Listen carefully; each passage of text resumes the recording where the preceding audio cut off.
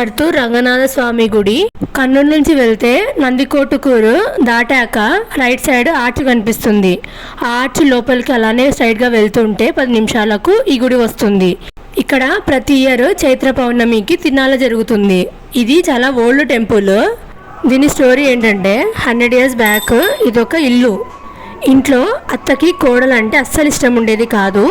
కోడల్ది తెలంగాణలోని శ్రీరంగాపురము. కొత్తగా ఒడిబియ్యం పెట్టుకొని అత్తారింటికి వస్తుంది. అప్పట్లో ఒడిబియ్యంలో చెక్క బొమ్మ పెట్టడము ఆచారము.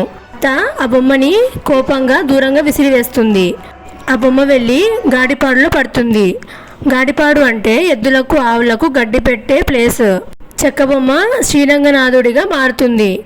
అప్పటి నుండి స్వయంభూ రంగనాథ స్వామికి విశేషమైన పూజలు జరుగుతాయి. కనిపిస్తున్న వెండి మండపంలోనే స్వయంభూ రంగనాథ స్వామి పూజలు అందుకుంటున్నాడు.